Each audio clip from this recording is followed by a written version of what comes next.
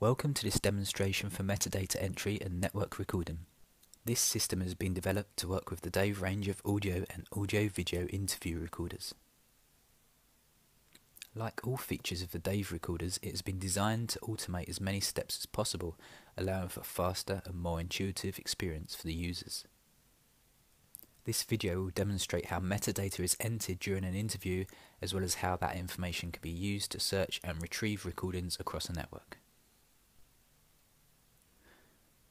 For this demonstration, we'll be using a 2-drive video recorder.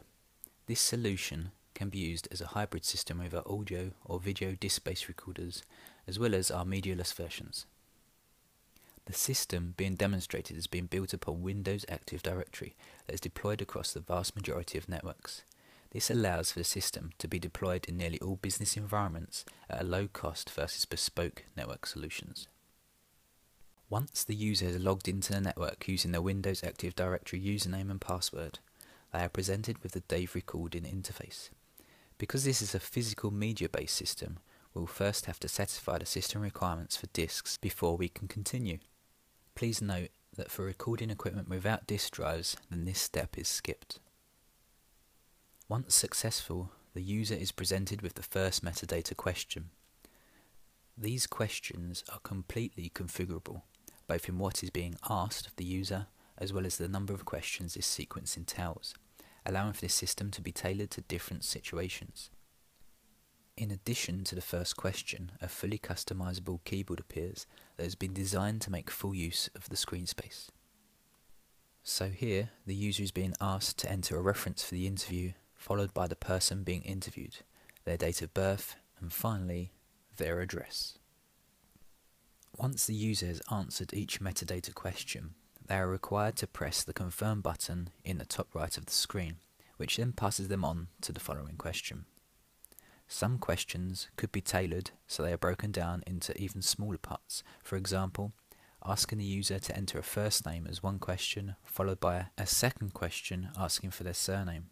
Likewise, this could be applied to the date of birth, breaking down the day, month and year.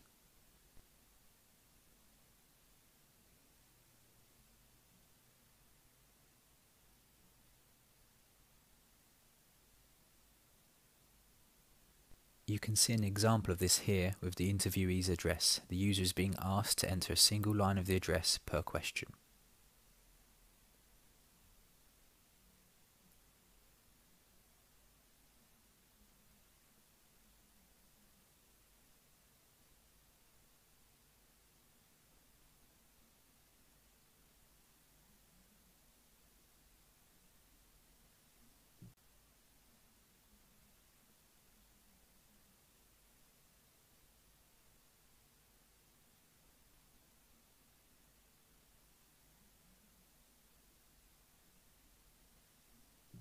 Upon completing the final question, the user comes to the metadata review screen.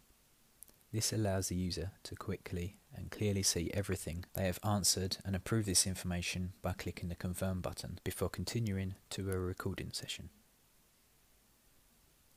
We can see that a typo has been made by the user, so they need to press the re-enter button, which takes them back to the very first question. Note that all of the information entered on the first pass of these metadata questions is still saved, so they can click continue until they get to the sections that need amending. Here the user corrects the mistake made for the interviewee's name. And here is the review section once again, but with the interviewee's name changed. Everything is okay, so they can press confirm. And now the user is presented with the familiar recording control interface that is present across all versions of the DAVE systems. To learn more about this interface, then please watch the additional walkthrough videos at the end of this demonstration. Let's start an interview quickly and we'll return in roughly 10 minutes to see how this is transferred across a network. Because this is a hybrid system featuring disk media, the recorder burns the physical copies first. Obviously, this step would be skipped for a system using no disk media at all. When the user gets to the point of deleting the recording, they press stop. Here, the recorder passes this recorded interview along with the metadata to a file server, which requires confirmation of a successful network transfer before it wipes the recording locally and returns back to the idle screen for a new interview. You can see this by the recorder's initializing state, which usually takes a few seconds, but now takes slightly longer. Now that the interview is concluded, let's go over to a workstation and find the interview that has just been made using the metadata entered in the beginning steps.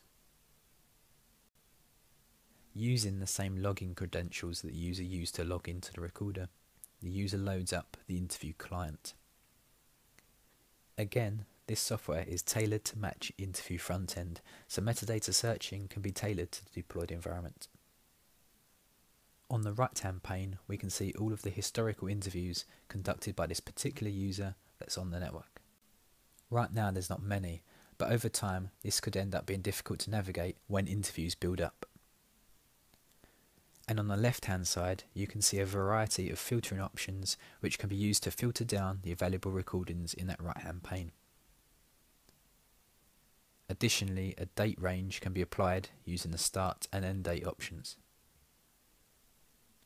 The user wants to find the recording they just made with only the reference number that they entered. Here they type in 1887, which was the reference number for this interview, and they press begin search. You can see in the right hand pane only one interview matches this search criteria, and as such it's the only one that's displayed on the right hand side. If, for example, the user wanted to find all of the times that they had interviewed Sherlock Holmes, then they can do so by deleting the custody reference and then typing in Sherlock Holmes into the interviewee name box. Then they press search. You may have noticed that this search is not case sensitive, meaning if a user sometimes capitalizes words or they don't use them at all, they can still be found at this stage without having to exactly match the format a metadata answer was entered. Here, the user has two matching recordings. Type in the custody reference of the original recording, you can see that the most recent one is filtered out, showing the user just one option in the right hand pane. And again, typing in the most recent custody reference, 1887, shows only one result, the most recent recording. If the user highlights this recording by pressing on it, they can quickly play this interview back by pressing the play interview button. This instantly loads up the DAVE transcription software for playback. And if you would like to learn more about the DAVE range of audio recorders, then please click here. Or, if you wish to learn more about the DAVE range of video recorders, then please click to the right here. And that's the end of this demonstration. Thanks for watching.